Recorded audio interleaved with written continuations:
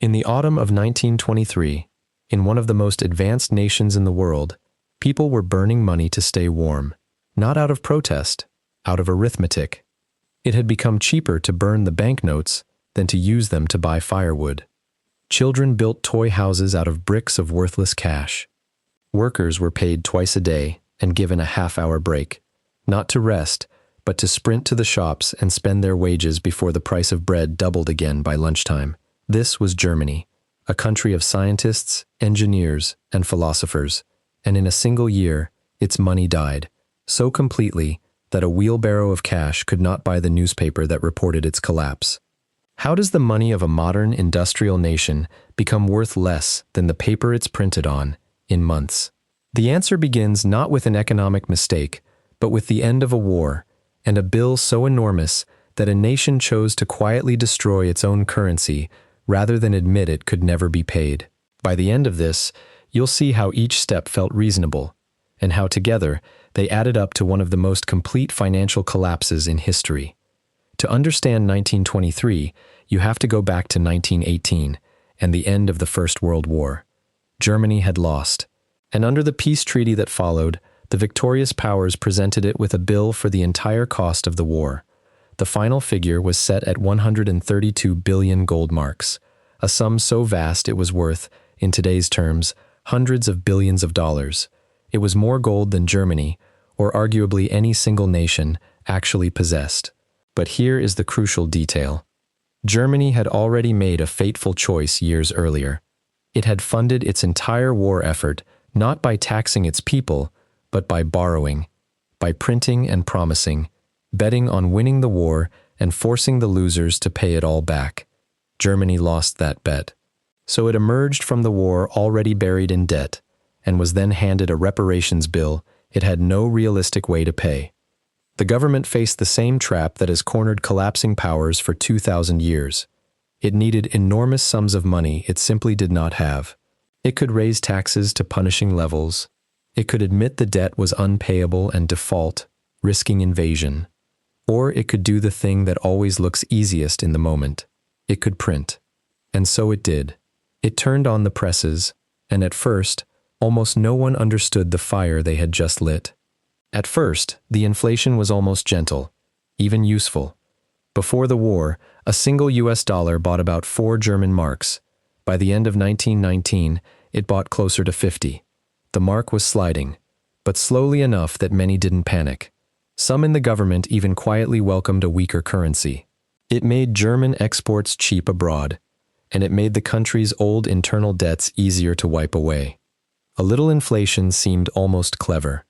But inflation is not a tool you can hold gently, because as the mark fell, the reparations bill, owed in gold, not paper, got harder to pay, not easier. To buy the gold and foreign currency it owed, the government bought them with paper marks at almost any price, which flooded the world with more marks, which pushed the mark lower still. By the end of 1922, the dollar no longer bought 50 marks, or 500, it bought several thousand. The slow slide was accelerating into a fall, and then, at the start of 1923, came the shock that turned a crisis into a catastrophe.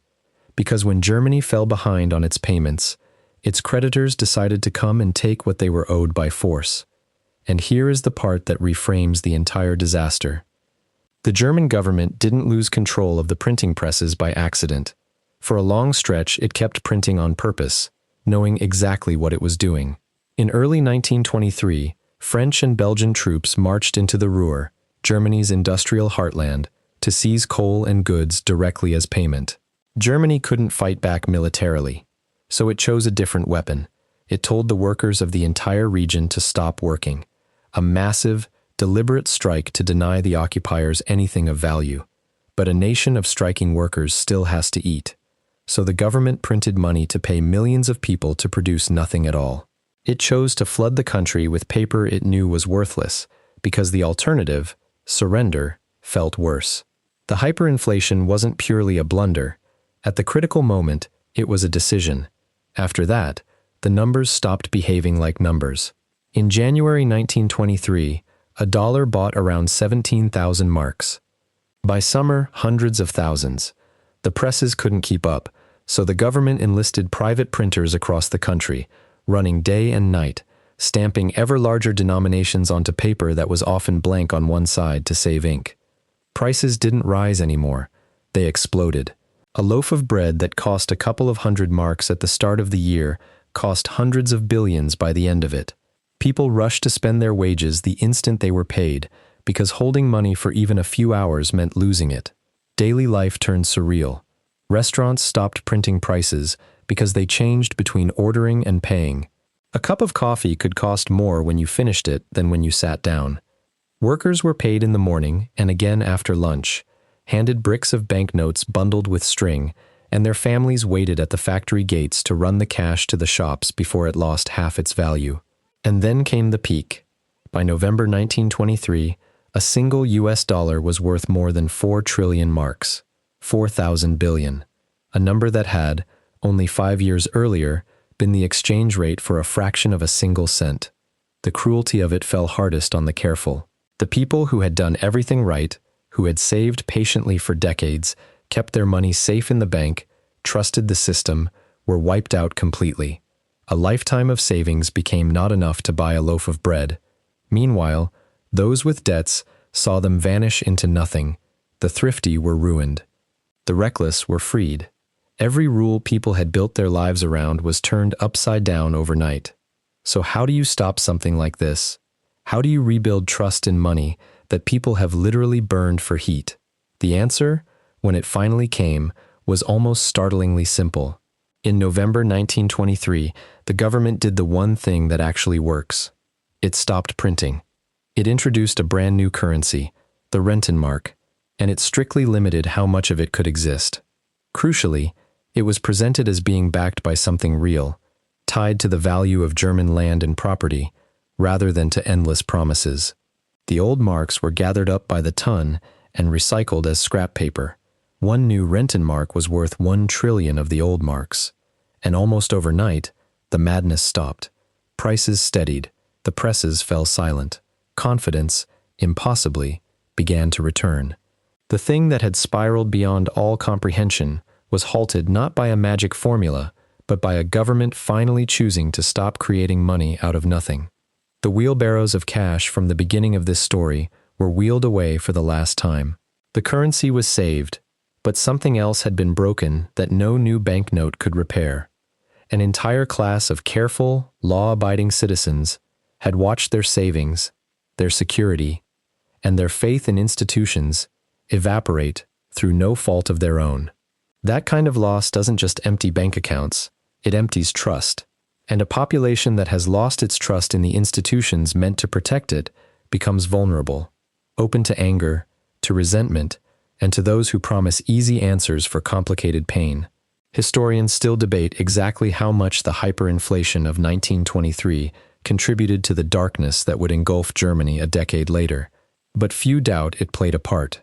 The destruction of the money helped destroy something harder to rebuild, the public's belief that the system was fair and that playing by the rules would be rewarded. That is the true, lasting cost of a dead currency, not the zeros on the banknotes, but the faith that never fully returns. Because a currency collapse is never only about money. Money is a promise that the value you earn today will still be there tomorrow. And when a nation breaks that promise to its own people, the wound outlives the crisis by a generation. Germany's money died and was reborn in a single year, but the pattern that killed it, an impossible debt, a printing press, and a government that couldn't say no, is older than Germany, older than paper money itself. In fact, one of the very first governments to try printing its way out of a crisis did it not with paper it had too much of, but with a brand new invention almost no one understood yet. The story of the first great paper money experiment, and the spectacular bubble it created and destroyed, is where money's oldest temptation truly begins. That story is next.